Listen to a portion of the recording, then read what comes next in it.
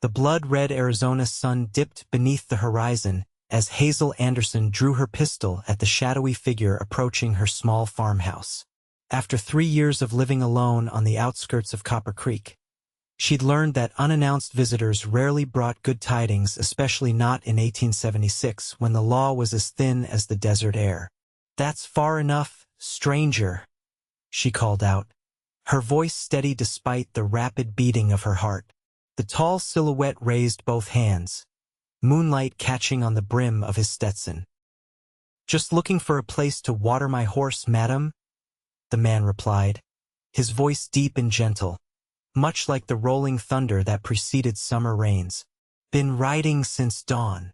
Hazel lowered her gun slightly but kept her finger near the trigger. "Troughs by the barn. Help yourself and be on your way." The man nodded and led his exhausted palomino toward the wooden structure. As he passed beneath the lantern hanging from her porch, Hazel caught sight of his face, weathered but handsome, with kind eyes that seemed out of place in this harsh territory. His duster bore the dust of many trails, and his boots were worn from years in the saddle. "Name's Wade Blackwell," he said, tipping his hat. "Much obliged for the water." Hazel didn't respond with her own name. Nobody had asked for it in years, and she'd grown accustomed to the anonymity. After fleeing St. Louis following her husband's murder and the subsequent scandal, she'd found solace in being nobody to anybody. She watched as the stranger tended to his horse, his movements speaking of genuine care for the animal. Not a man in a hurry, nor one running from something unusual traits in these parts. "Storm's brewing," Wade commented, glancing at the darkening sky. "Mind if I take shelter in your barn till morning? I'll be gone at first light." Against her better judgment, Hazel nodded. "There's a lantern on the hook inside. Don't smoke in their haze dry as bone." He thanked her and disappeared into the barn, leaving Hazel alone with her thoughts and the whisper of the wind through the cottonwoods. Something about the stranger stirred memories of a life she'd left behind, a time when her name had meant something to someone. The next morning, Hazel woke to the smell of coffee and the sound of hammering. She grabbed her pistol and stepped onto the porch to find Wade repairing her broken fence. The coffee pot bubbled over a small fire near where he worked. "Morning," he called, driving another nail into the wood. "Hope you don't mind. Noticed your fence was down on the north side. Wolves could get at your chickens." Hazel approached cautiously. "I don't recall asking for help." "No, madam, you didn't," Wade replied, wiping sweat from his brow. "Consider it payment for the shelter." She studied him in the morning light. His eyes were blue as the summer sky, crinkling at the corners when he smiled. No gunfighter's calluses on his trigger finger, but his hands were strong and marked with the honest scars of labor. "Coffee's ready if you want some," he offered. Hazel hesitated before retrieving a cup from her house. When she returned, Wade had finished the section of fence and was gathering his tools. "You heading to Copper Creek?" she asked, breaking the silence. "Eventually. Got some business with the railroad first. They're looking for scouts who know the territory." He poured her coffee and handed her the cup. "Been riding for them on and off for a couple years now.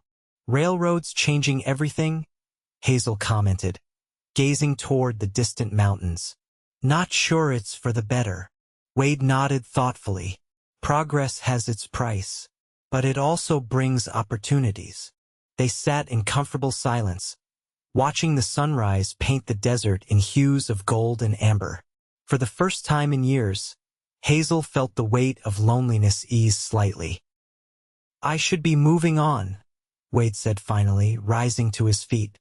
"Thank you for your hospitality, Mississippi." "Anderson," she replied after a moment's hesitation. "Hazel Anderson." Wade smiled, and something in his expression made her heart flutter unexpectedly. "Miss Anderson, it was a pleasure." He mounted his horse with the grace of a man who'd spent his life in the saddle. If you ever need help with anything else, I'll likely be around these parts for a spell. Hazel watched him right away, wondering why she'd told him her name after guarding it so carefully for so long. 3 days later, Wade returned with a deer slung over his saddle. "Thought you might be able to use the meat," he explained, dismounting in her yard. "Got lucky this morning." Hazel helped him dress the deer, working in companionable silence. Their hands occasionally brushed against each other, sending unexpected warmth through her veins. "Why'd you really come back?" she asked as they finished, wiping blood from her hands. Wade looked at her directly. "Because I wanted to say your name again, Miss Hazel Anderson." The simple honesty of his answer caught her off guard. "Nobody's spoken my name in years," she admitted softly, the words escaping before she could contain them. Wade stepped closer, his presence solid and reassuring. "I'd be honored to speak it every morning if you'd allow it." The promise in his words hung between them, fragile as a desert flower. Hazel turned away, unprepared for the emotions his statement evoked. "You don't know anything about me," she said. "I'd like to," he replied simply. That evening, as they shared a meal of venison stew, Hazel found herself telling Wade about her past, how she'd married young to Edward Anderson, a respected businessman in St. Louis who'd been murdered by competitors, how she'd been blamed by his family, accused of conspiring with his killers, how she'd fled west with nothing but a wagon and the remains of her dignity. "They took everything," she concluded, staring into the fire. "My reputation, my security, even my name. No one's called me Hazel since I arrived here. I'm just the widow or that woman on the Jenkins old place." Wade listened without judgment, his eyes reflecting the flames. "Names are powerful things," he said finally. "They remind us who we are when the world tries to make us forget." "And who are you, Wade Blackwell?" "Really?" she asked. He smiled faintly. "A man with his own ghosts. Former Union cavalry. Lost my family's ranch in Kansas to drought and taxes. Been drifting since, taking honest work where I can find it." He paused. "The railroad's changing the West, and I figured I'd rather be part of shaping that change than getting crushed beneath it." That night, Wade slept in the barn again, despite Hazel's offer of the small spare room. "Folks talk," he'd explained, "and your reputation matters." In the morning, he was gone before she woke, but a carefully written note sat on her porch. "Miss Hazel Anderson, your name is too beautiful not to be spoken. I'll return in a week's time." W.B. True to his word, Wade returned the following week with supplies from town and news of the railroad's progress. The pattern continued through the summer months, Wade appearing every few days between his scouting duties, helping with repairs around Hazel's farm, bringing supplies or game, and most importantly, speaking her name with a reverence that made it sound like poetry. With each visit, the walls around Hazel's heart crumbled further. She found herself watching the horizon for dust clouds that might signal his approach, and preparing meals that might tempt him to stay a little longer. As autumn approached, Wade arrived with unusual excitement. "The railroad's setting up a new camp 10 miles north," he explained over dinner. "They've offered me a permanent position overseeing the local scouts. Means I'd be stationed nearby through winter." Hazel tried to mask the pleasure this news brought her. "That sounds like a good opportunity." "It is," Wade agreed, watching her carefully. "But before I accept, I wanted to ask something of you." Hazel's heart quickened. "What's that?" "There's a harvest dance in town next Saturday. Would you consider accompanying me?" The invitation hung in the air between them. Hazel hadn't been to town for any social function since her arrival. The prospect was both terrifying and thrilling. "I'm not sure the good people of Copper Creek would welcome me," she said hesitantly. Wade's gaze was steady. "Anyone who doesn't welcome Hazel Anderson doesn't matter to me. But I understand if you're not ready." His respectful acceptance of her boundaries only endeared him to her more. "I'll think about it," she promised. After Wade left, Hazel opened the trunk containing the few nice things she'd brought from her previous life. At the bottom lay a blue dress she'd never worn in Arizona, too fine for farm work, too painful a reminder of happier days. She ran her fingers over the fabric, wondering if she was brave enough to be Hazel Anderson in public again. The following Saturday, Wade arrived in a freshly pressed shirt, his usually unruly hair tamed. The look of wonder on his face when Hazel emerged in her blue dress was worth all her anxiety. "Miss Hazel Anderson," he breathed. "You are a vision." The ride to town was filled with nervous anticipation. As they approached the town hall where lanterns glowed and music spilled into the street, Hazel almost lost her nerve. "We can turn around," Wade offered, sensing her tension. Hazel squared her shoulders. "No, I've been hiding long enough." The initial stares and whispers when they entered were exactly what Hazel had feared. But Wade's hand remained steady at the small of her back, and he introduced her proudly to his railroad colleagues and their wives. "This is Miss Hazel Anderson," he said each time, the affection in his voice impossible to miss. Gradually, the novelty of her presence faded, and Hazel found herself engaged in actual conversations with the townswomen. When Wade led her to the dance floor, the touch of his hand against hers felt like coming home. "Thank you," she whispered as they moved to the music. "For what?" he asked, his eyes never leaving hers. "For making me Hazel again." His smile was worth every moment of discomfort. "It's who you've always been. The rest of us just needed reminding." As the evening progressed, Hazel noticed a commotion near the entrance. A well-dressed man with a cold face was speaking urgently to the sheriff, who kept glancing in her direction. Wade noticed her distraction. "Something wrong?" Before she could answer, the sheriff approached them, looking uncomfortable. "Mrs. Anderson? This gentleman claims to be your brother-in-law, James Anderson. Says he's been looking for you." The blood drained from Hazel's face as she recognized Edward's younger brother, the man who had led the accusations against her. "Hello, Hazel," James said with a smile that didn't reach his eyes. "It's been a long time." Wade's hand tightened protectively around hers. "What brings you all the way from St. Louis, Mr. Anderson?" James's gaze flickered to Wade, then back to Hazel. "Family business. Perhaps we could speak privately." "Anything you have to say to Miss Anderson can be said in my presence," Wade stated firmly. The tension in the room was palpable as other guests began to notice the confrontation. James's expression hardened. "Very well. I've come to inform Hazel that new evidence has emerged regarding my brother's murder. The actual culprits have been caught and hanged." Hazel stared at him in disbelief. "After all this time?" "Yes, which means," James continued, "that the family would like to rectify certain misunderstandings. There's a substantial inheritance waiting for you in St. Louis. I've come to escort you back." The music had stopped completely now, and everyone was watching the exchange. Hazel felt Wade's steadying presence beside her as she processed James's words. "You drove me out," she said, her voice gaining strength with each word. "You called me a murderer, a conspirator. You made me leave everything behind." James had the decency to look uncomfortable. Mistakes were made. Emotions were high after Edward's death. "Mistakes?" Hazel laughed bitterly.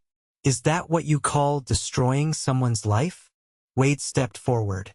"Mr. Anderson, I think Miss Hazel deserves more than a casual dismissal of the harm done to her."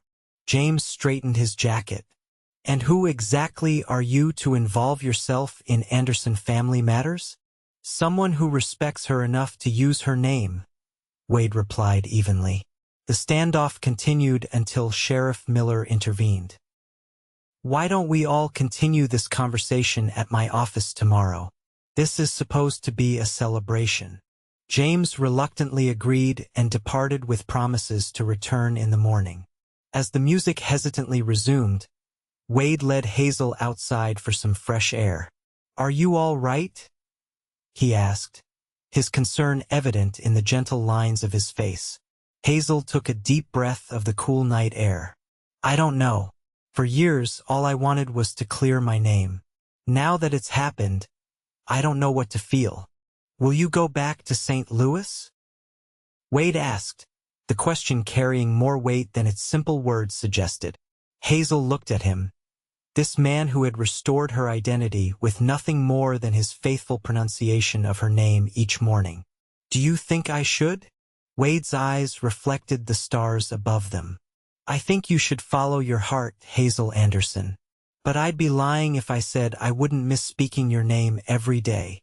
In that moment, with the music floating through the open windows and the desert night spreading around them, Hazel made her choice.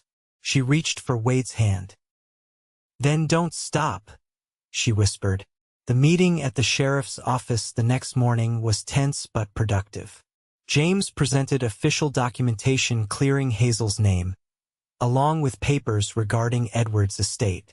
"The family is prepared to offer a formal apology," James stated, though his tone suggested the words cost him dearly. "And your share of Edward's business interests has been held in trust. It's quite substantial." Hazel studied the papers, aware of Wade's quiet support beside her. "And if I don't return to St. Louis?" James looked surprised. "The money can be transferred to any bank, of course. But surely you don't intend to remain here?" His distaste for the small Arizona town was evident. "This is my home now," Hazel replied firmly. "I built a life here when you and yours took everything else from me." "A life?" James scoffed, glancing around the modest sheriff's office. "Scratching out an existence on a failing farm in the middle of nowhere?" Wade stiffened beside her, but Hazel placed a calming hand on his arm.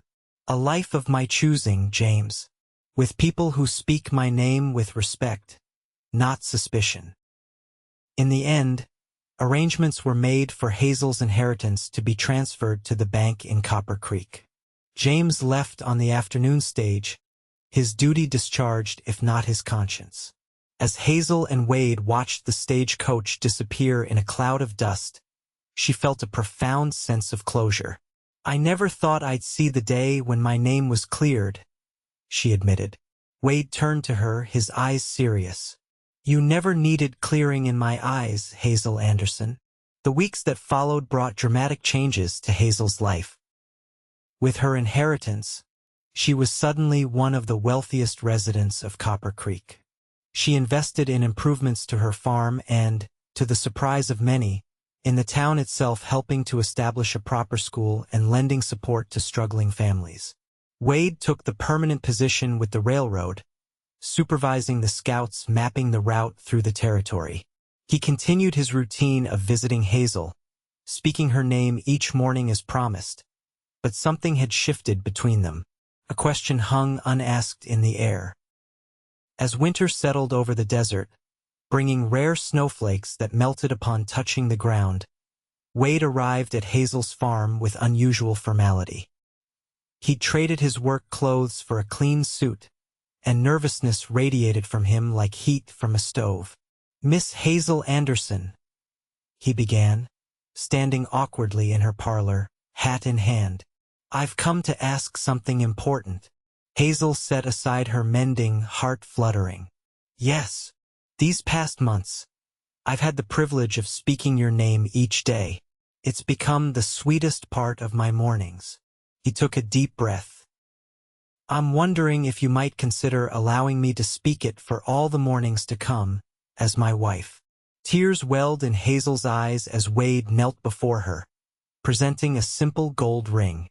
"I'm not a wealthy man, despite my steady work. I can't offer you the life you had in St. Louis." "I don't want that life," Hazel interrupted, taking his hands.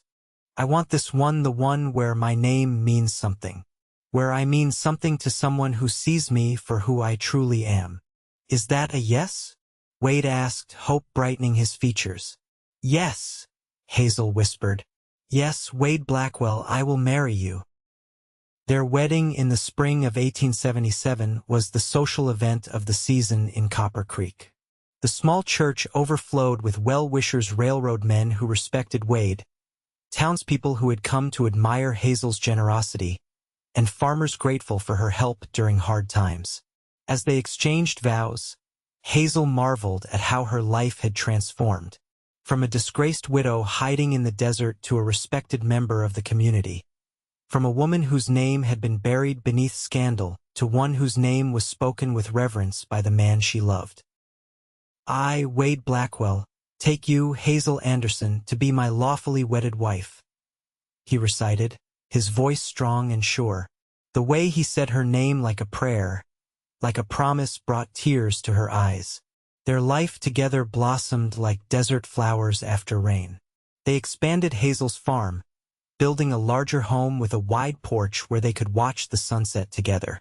Wade continued his work with the railroad, rising to a position of importance as the transcontinental lines expanded across the territory. In the summer of 1878, their first child was born, a daughter they named Clara, after Wade's mother. As Hazel watched Wade hold their infant, whispering the child's name with the same reverence he'd always used for hers, she felt the circle of belonging complete itself. She has your eyes, Wade observed, cradling the newborn carefully.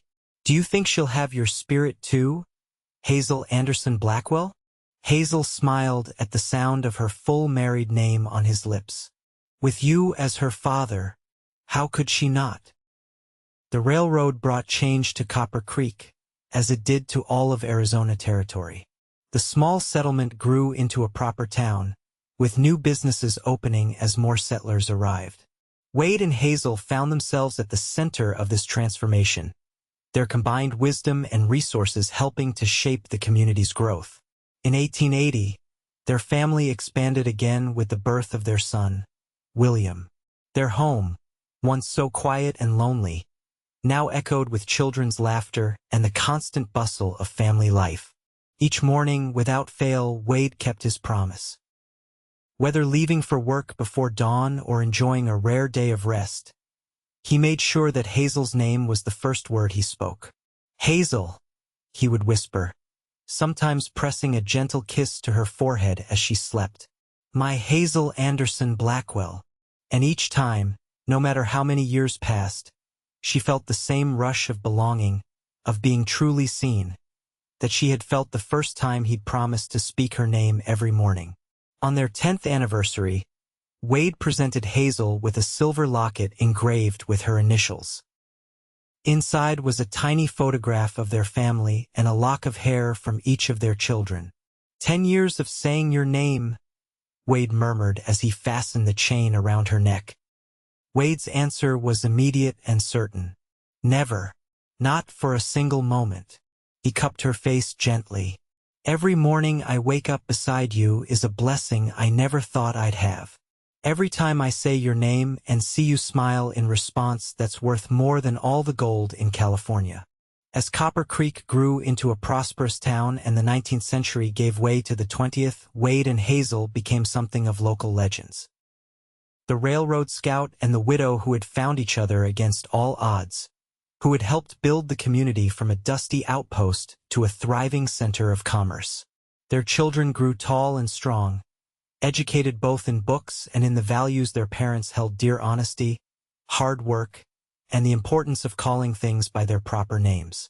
Clara, artistic and independent like her mother, eventually married the town doctor's son and opened Copper Creek's first proper library. William followed in his father's footsteps, working for the railroad before eventually taking over management of the family's expanded agricultural interests. Through all the changes, the arrival of electricity, the transition of Arizona from territory to state, the gradual taming of the once Wild West, one constant remained. Each morning, Wade Blackwell spoke his wife's name as if it were the most precious word in the English language. even when silver threaded through their hair and lines mapped their faces, when their steps grew slower and their hands less steady, that daily ritual continued unbroken. In the spring of 1926, as they sat on the porch of the home they had built together, watching their grandchildren play in the yard that had once been nothing but dusty earth, Hazel reached for Wade's weathered hand. 50 years, she mused. 50 years since you promised to speak my name every morning. Wade squeezed her fingers gently. Best promise I ever made. And you never broke it. Not once. He turned to her, his blue eyes still bright despite his 80 years. Hazel Anderson Blackwell, he said, his voice softer now but no less reverent. Speaking your name has been the privilege of my lifetime. In a world that had transformed around them, where automobiles had replaced horses and telephones connected people across vast distances, they had remained anchored to each other through the simple power of a name, spoken with love, every morning without fail. And in that moment, as the Arizona sunset painted the sky in the same brilliant colors it had when they first met, Hazel knew with absolute certainty that she had found what most people spend their lives searching for: a love that names you truly, that sees you completely, and that speaks your essence into being each day with unwavering devotion. I love you, Wade Blackwell, she whispered, leaning against his shoulder. And I love you, Hazel, he replied, wrapping his arm around her. Today, tomorrow, and every morning for all the days we have left. Together they watched the sun sink below the horizon, secure in the knowledge that when it rose again, the first sound Hazel would hear would be her name on the lips of the man who had spent half a century ensuring she would never again go unnamed or unnoticed in this world.